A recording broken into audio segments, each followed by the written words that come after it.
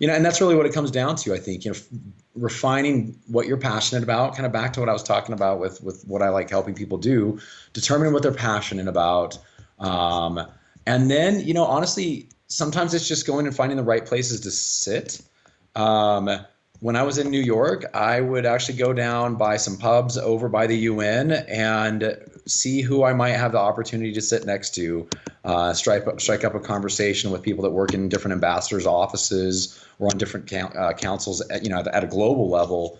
And I'd say, it's no different here at a local level. If there's something you're passionate about, go sit next to somebody. Deal with your anxiety, if you're an introvert, if you're an extrovert, chill out a little bit, which is what I got to remind myself to do, and meet people and find out what conversations to get into. That's classic advice. Deal with your anxiety and chill out.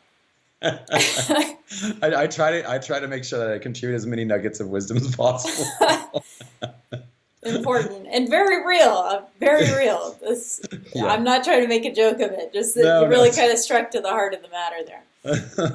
Totally. So if Yeah. someone wants to be more involved at the government level, not without working for the government, but Sure. it sounds like we should all be aware that there's opportunities to kind of have our voice heard other than attending a city council meeting. So if I went to join a mayor's council, you think I should just call the mayor's office or just appear in person and say, hey, what kind of councils are there? I'm really interested. I say, why not? Heck yes, that's what you should do. Totally. I'm a big believer in what do you have to lose? What do you True. have to lose? So you walk in on a meeting with mayor and his staff, and he's frustrated. Well, I'll tell you what, he's going to remember your name at least.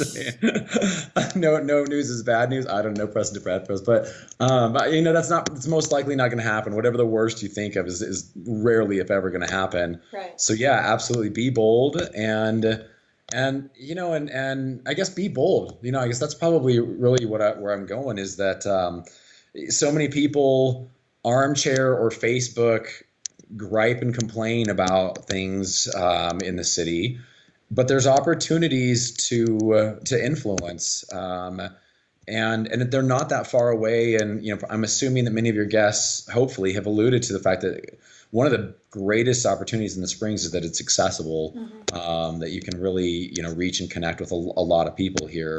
So leverage that, use that to your advantage once you've kind of determined what it is that you care about the most.